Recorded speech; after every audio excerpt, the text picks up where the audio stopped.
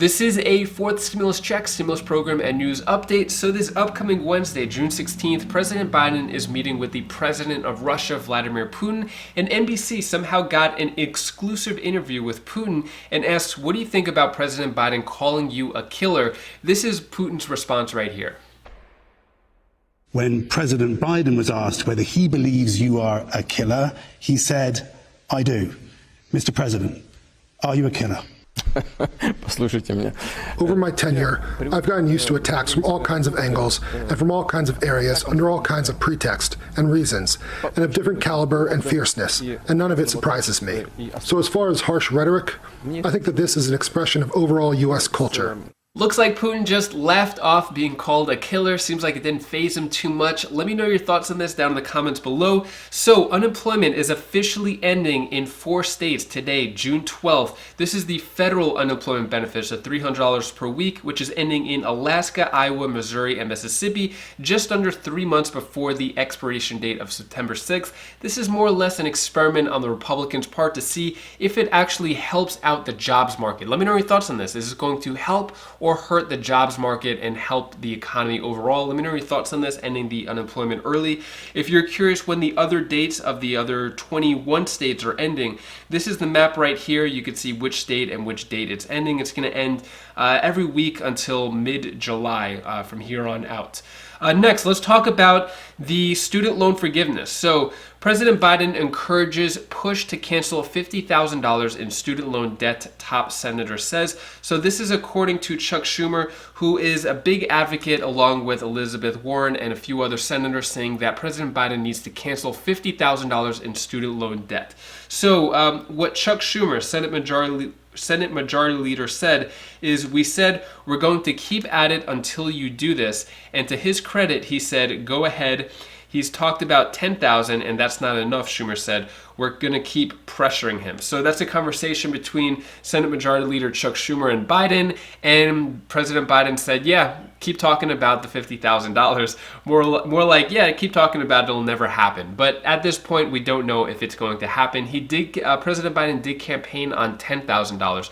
We'll see what happens with that. It all depends on infrastructure. Infrastructure is the big roadblock that is blocking us from all these other stimulus programs to happening. What's happening with infrastructure? Well, time is running out. Democrats are split over Biden's relentless focus on infrastructure. We have a few different bipartisan groups now, ever since the negotiations fell apart Wednesday of this past week between Senator Shelley Moore Capito and President Biden. Once those talks ended, now we have 3 different bipartisan groups, probably with same members in these groups, but they're talking about different plans. Nothing solidified yet. They're still trying to come up with ways of how to pay for it. For the Democrats, they don't want to have any more taxes. For the Republicans, they don't want to decrease the taxes. So they're trying to figure out a way to pay for it. It doesn't matter what the amount is. The biggest key to this is how it's going to be paid for, whether user fees or higher taxes. So I'll keep you updated on that. Next, President Biden is open to a 4th stimulus check, apparently. So President Biden is open to listening to a 4th stimulus check. Is he acting on it? Similar to the student loan forgiveness, as I just mentioned before. He's saying, yeah, just keep talking about it. That's okay. You can talk about it as much as you want. Same thing with the 4th stimulus check. Talk about it, we'll see what happens. So his response, or the White House's response to a 4th stimulus check, saying he's happy to hear from a range of ideas on what would be most effective and what's more important to the economy moving forward.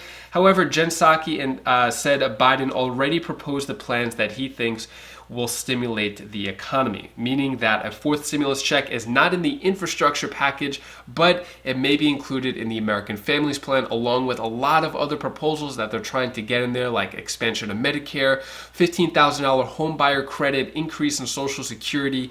All these things are waiting until the infrastructure package is passed, and then the American Families Plan will have a lot of those other stimulus programs. Now, President Biden is in Europe at the G7 conference.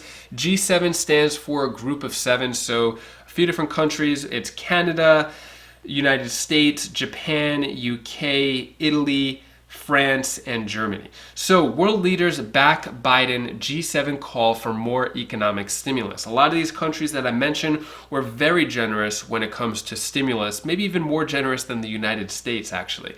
So Biden's call for continued economic stimulus was backed by fellow leaders at the summit in Cornwall in southwest England in a gathering framed by leaders as the moment the West starts to fight back against an ascendant China.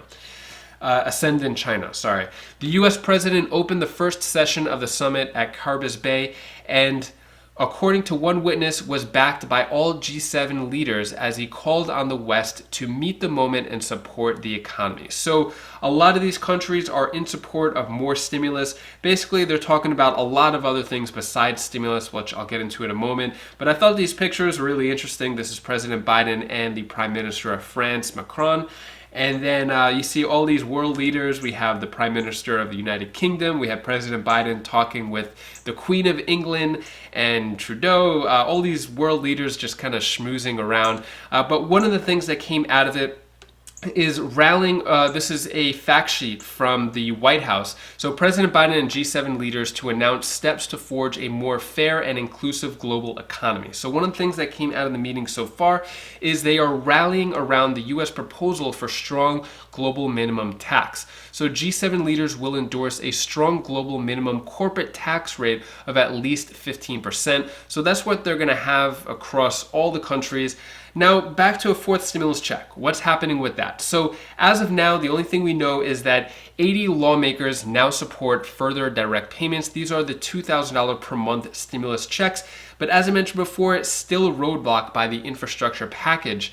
And in terms of what's going on with the $2,000 per month petition, we are at 2,335,000 signatures so far.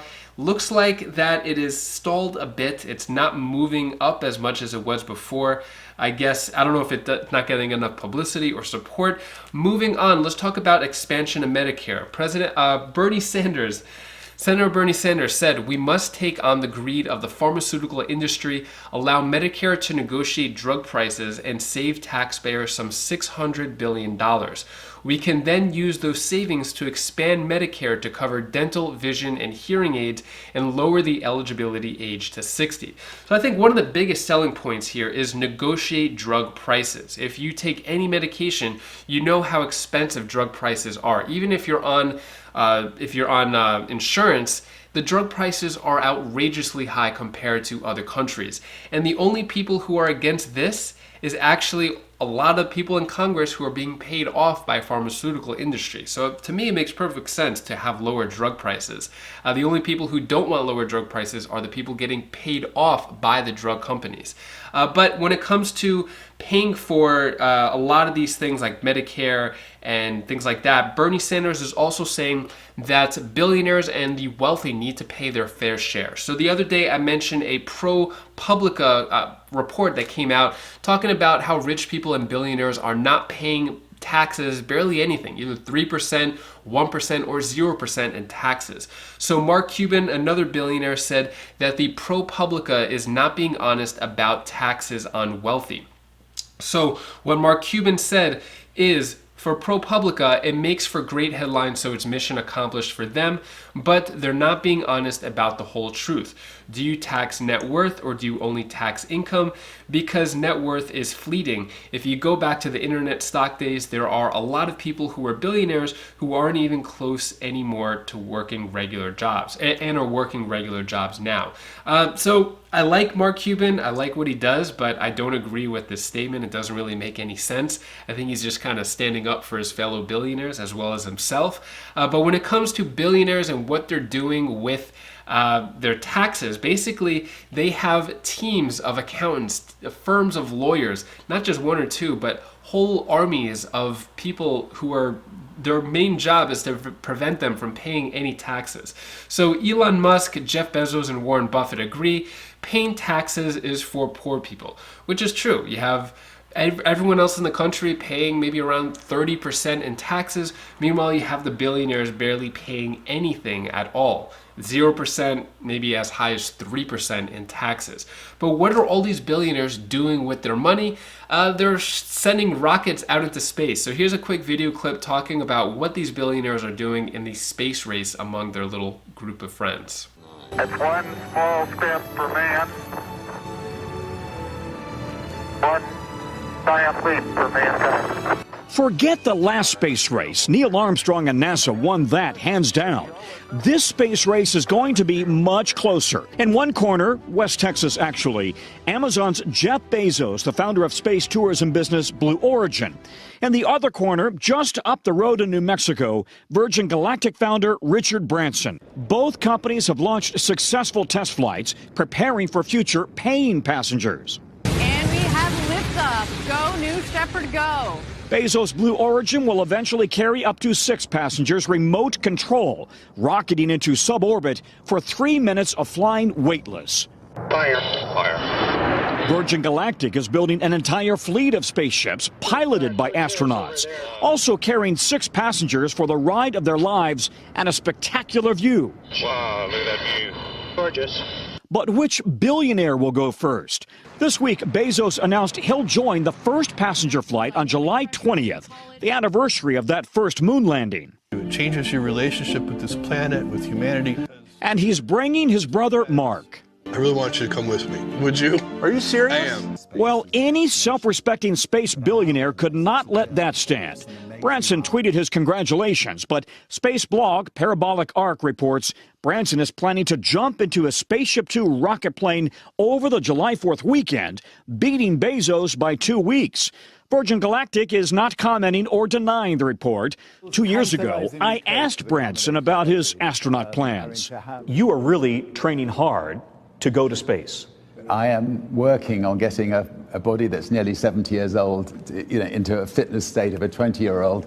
There are other billionaires. Billionaire Jared Isaacman is paying billionaire Elon Musk for his own private trip. We met up with both in February. Elon, when are you going to fly? I don't know. I'd like to fly at some point, and I will. He may not be the first to fly himself, but Elon Musk has already won the race to get real astronauts to the space station. Musk, Bezos, and Branson's companies have all suffered setbacks, including a test pilot who died flying an early version of the Virgin Galactic spaceship in 2014. In the end, Bezos versus Branson may all come down to billionaire bragging rights and a spectacular ride for anyone who can afford a very quick joyride into space. Next, I'm going to answer the question, do you leave for me, in the comments. Glenn the Box asks, is the UBI, Universal Basic Income, per person or per family? So in yesterday's video, I spoke a lot about the Universal Basic Income programs among different cities and states. So it is per person, but they're targeting families, it looks like. So person who is part of a family. Natasha Edwards asks, can you tell me help for homeowners in Illinois? What websites do you go to? So the main website that I go to, we'll go to it right now, is National Low Income Housing Coalition. So NLIHC.org. If we go to this site, you'll see a list of all the different states, and you could go to Illinois or whatever state you're living in, and then you would click on the rental assistance program and apply that way. So NLIHC.org is where you would go for that. Next question comes from Linda Rea. Is this $500 on top of your income from your job? So also referring to the Universal Basic Income, it's $500 on top of whatever you're making. So you could have $0 and you're getting $500 a month of Universal Basic Income.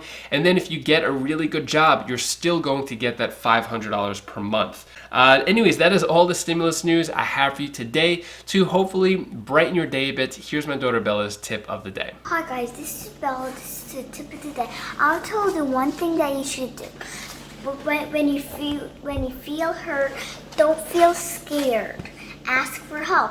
Like when I get hurt, I ask for help. Like today, I got hurt, so I asked for help. See, help always comes because when you need help, everybody is always there for you. And I hope you're enjoying your weekend. Hope you're getting some rest. Hope you're doing some fun things. Hope you're figuring out anything you have to figure out in your life. So if you want to check out some of my other videos, you could click either this video up here to my other channel, either Wise Vibes or Wise Sense, or you could click this video down over here for more stimulus updates. And I'll see you in the next video. Take care, be safe. Thank you for watching.